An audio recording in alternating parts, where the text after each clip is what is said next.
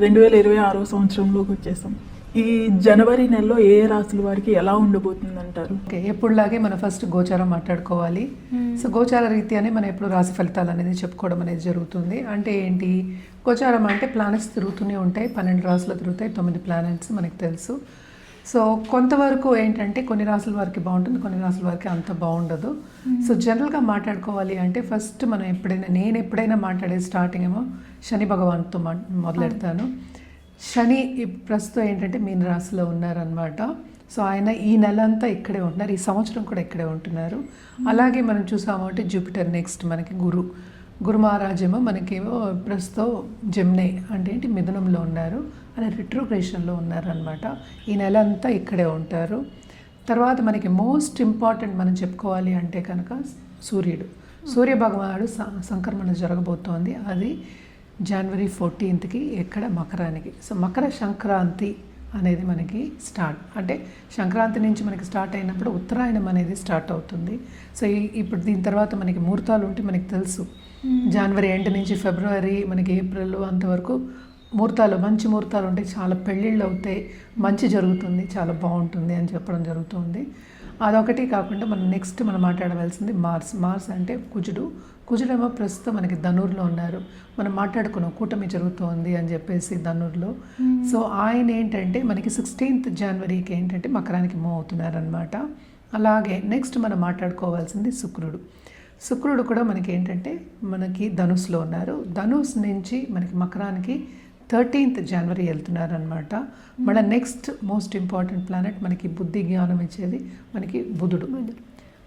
So బుధుడు కూడా ఇక్కడ ఏంటంటే ప్రస్తుతం ఆయన ధనుస్లో ఉన్నారు.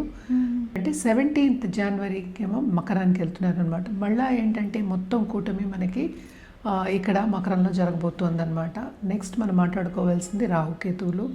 రాహు ఏంటంటే ప్రస్తుతం కుంభంలో ఉన్నారు, కేతు ఏమో మనకి తెలుసు సింహంలో ఉన్నారు. సో ఈ రెండు కూడా ఈ నెల అంతా ఇక్కడే ఉంటున్నాయి అన్నమాట. సో ఇదన్నమాట గ్రహచారం. మనం దీన్ని బట్టి మన రాశి ఫలితాలు అనేది మాట్లాడుకోవాలి.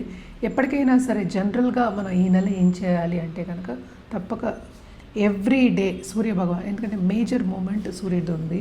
అలాగే మనకి ఈ గ్రహాలన్నీ మూమెంట్లు ఉన్నాయి కనుక సూర్యభగవాన్ని రోజు అర్ఘ్యం ఇవ్వడం కానీ, అలాగే ఏంటంటే కాసేపు ఎండలో వెళ్ళి స్పెండ్ చేయడం కానీ చాలా మంచిది. అన్ని రాసుల వారు జనరల్గా మనం చెప్తాం హెల్త్కి మంచిది. అలాగే అర్ఘ్యం ఇచ్చినప్పుడు ఏంటంటే చాలా ఒంటికి కూడా మంచిది. అర్ఘ్యం ఇస్తాం కదా, ఆ నీళ్ళు కూడా తాగుతారు. సో అది ఇచ్చినప్పుడు కూడా చాలా మంచిదన్నమాట.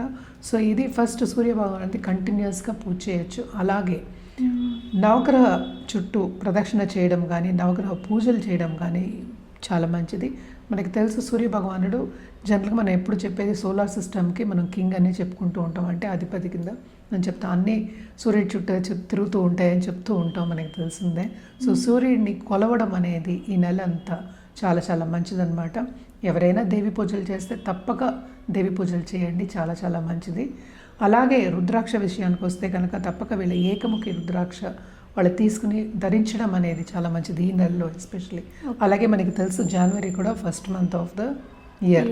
సో ఏకముఖి ధరించడం అనేది మంచిది.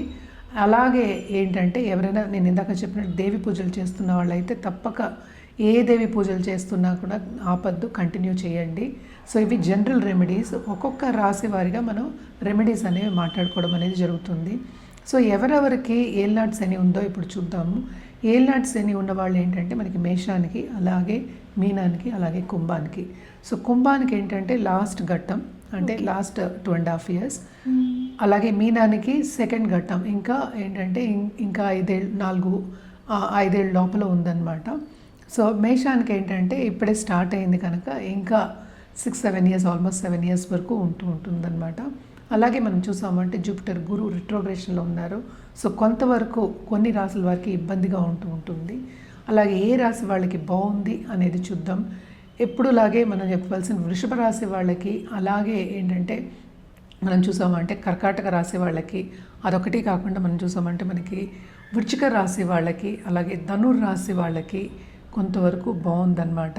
అండ్ ఆల్సో మనం చూసామంటే ఇక్కడ మనకి కుంభరాశి కూడా యాడ్ చేసుకోవాలి. కుంభరాశి వాళ్ళకి కూడా చాలా బాగుంది, ఎందుకంటే జూపిటర్ చూపు ఉంది, రిట్రోగ్రేషన్ అయినప్పటికీ కొంతవరకు వీళ్ళకి కూడా ప్లస్ పాయింట్స్ అనేవి మనకు కనిపిస్తున్నాయి. అంటే ఏలినాశని కూడా ఉంది.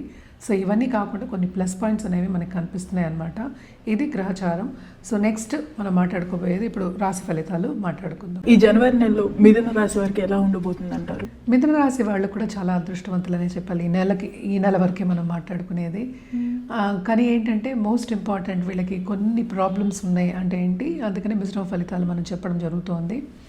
ఫస్ట్ 15 days అంటే 14th మనకి సన్ మూవ్ అవుతున్నారు.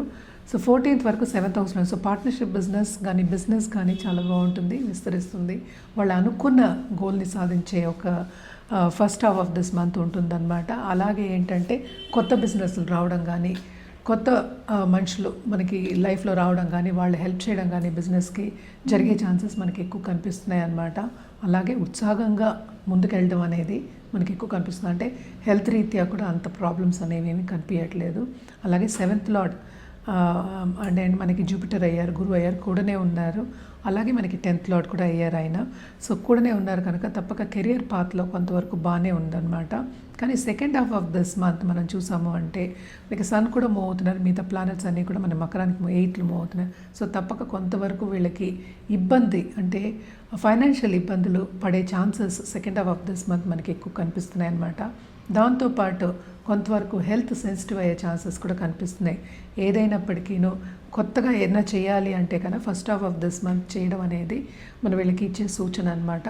జూపిటర్ కూడానే ఉన్నారు కనుక తప్పక వీళ్ళకి పెద్దల ఆశీస్సులు అనేది ఉంటుంది. పెద్దలు అంటే గైడ్ చేసింది మనం చేయడం అనేది మంచిదన్నమాట. అండ్ ఆల్సో వాళ్ళ ఆశీస్సులు తీసుకోవడం అనేది చాలా మంచిది. అండ్ ఆల్సో మనం చూసాము అంటే ఇప్పుడు గవర్నమెంట్ రంగంలోకి వెళ్ళాలి, ఎంటర్ అవ్వాలి అనుకున్న వాళ్ళు, లేకపోతే కాంపిటేటివ్ ఎగ్జామ్స్ రాసిన వాళ్ళు, స్టూడెంట్స్ ఉంటారు కదా, వాళ్ళందరికీ కూడా ఏంటంటే మంచి అంటే వాళ్ళ అనుకున్నది సాధించే ఒక మంత్ కింద మనం చెప్పడం అనేది జరుగుతుందన్నమాట. తప్పక రాబడి అనేది వీళ్ళకి ఎక్కువే ఉంటుంది. అలాగే ఏంటంటే ఉన్నత వ్యక్తుల సత్సంబంధాలు ఏర్పడతాయి. ఇంట్లో కూడా పూజలు అవి చేయడం కానీ, అలాగే దూబరా ఖర్చులు ఏవీ లేకుండా మంచి శుభ ఖర్చులతోటి కూడిన ఒక మంత్ కింద మనం చెప్పుకోవాలి. తప్పక వీళ్ళు ఏంటంటే ధార్మిక కార్యక్రమంలో పాల్గొంటారు. వాళ్ళకి విరాళాలు ఇచ్చే ఒక మంత్ కింద మనం చెప్పుకోవచ్చు. అండ్ ఆల్సో వీళ్ళకి స్పిరిచువాలిటీ అనేది తప్పక పెరుగుతుందన్నమాట. అదొకటి కాకుండా విదేశాలకు వెళ్ళే ఒక అంటే సూచనలు మనకి కనిపిస్తున్నాయి కనుక దాని స్టార్టింగ్ మంత్ కింద మనం చెప్పచ్చు వీళ్ళకి. సో తప్పక ఈ మంత్ అంతా కొంతవరకు మిశ్రమ ఫలితాలు ఉన్నప్పటికీ చాలా మటుకు మిథున రాశి వాళ్ళకి బాగుంది, అంటే శుభమే అని చెప్పడం అనేది జరుగుతుందన్నమాట. అండ్ ఆల్సో కొత్తగా పెళ్ళైన వాళ్ళకి కూడా దాంపత్య జీవితంలో కూడా కొంతవరకు అనుకూల పరిస్థితి అనేది మనకి కనిపిస్తోంది. సో బాగానే ఉంటుందని చెప్పాలన్నమాట. వీళ్ళు ఎలాంటి పరిహారాలు చేస్తే ఇంకా బాగుంటుందంటారు? తప్పక వీళ్ళు ఏంటంటే జూపిటర్కి అంటే గురు కాళ్ళు పట్టుకోవడం అనేది వెరీ ఇంపార్టెంట్. అంటే ఏంటి కెరియర్కి ఆయనకి చెప్పాలి. 10th శని ఉన్నారు. అండ్ శని ఉంటే ఏంటంటే శ్రమ అనేది చాలా అధికం ఉంటుంది. శ్రమ ఉన్నప్పటికీ జూపిటర్ చల్లని చూపు ఉంది కనుక తప్పక వీళ్ళకి కొంతవరకు వీళ్ళకి బాగానే ఉంటుంది. గురు కాళ్ళు పట్టుకోవడం అంటే ఏంటి, ఏ గురువు అయినా సరే మనం దేవిని పూజిస్తే దేవిని పూజించడం, లేకపోతే తప్పక విష్ణు సహస్రనామం చదువుకోవడం. అంటే నిత్యం చదువుకోండి, నేను ఎప్పుడు నిత్యమని చెప్తూ ఉంటా. ఒకసారి చదువుకోవచ్చు కదా, ఎవ్రీడే చదువుకోవచ్చు, లేకపోతే ఎవ్రీ వెడ్నెస్డే తప్పక విష్ణు సహస్రనామం చదువుకోవడం అనేది చాలా మంచిది. దాంతోపాటు మనకి విష్ణుమూర్తి అలాగే లక్ష్మీదేవి పటం ముందు కూర్చుని మనం పూజ చేసుకోవడం, అంటే ఎప్పటికైనా నిత్యం దీపం పెట్టుకుని పూజ చేయమని చెప్తూ ఉంటాం. సో ఇది చేసుకోవడం, ఎందుకంటే మనకి లక్ష్మి కూడా కావాలి, అంటే నిలవాలి కనుక ఇది చేసుకోవడం అనేది ఇంకా మంచిది. మన రుద్రాక్ష విషయానికి వస్తే కనుక తప్పక వీళ్ళు పంచముఖి రుద్రాక్ష వేసుకోవడం అనేది మంచిది. అలాగే చతుర్ముఖి, ఇవి రెండు వేసుకోవచ్చు. అండ్ ఆల్సో ఏంటంటే కలర్స్ విషయానికి వస్తే కనుక తప్పక వీళ్ళు ఎల్లో అండ్ గ్రీన్ ఎక్కువ వాడటం అనేది మంచిది. ఎస్పెషలీ ఆన్ వెడ్నెస్డేస్ వాడితే ఇంకా మంచిది.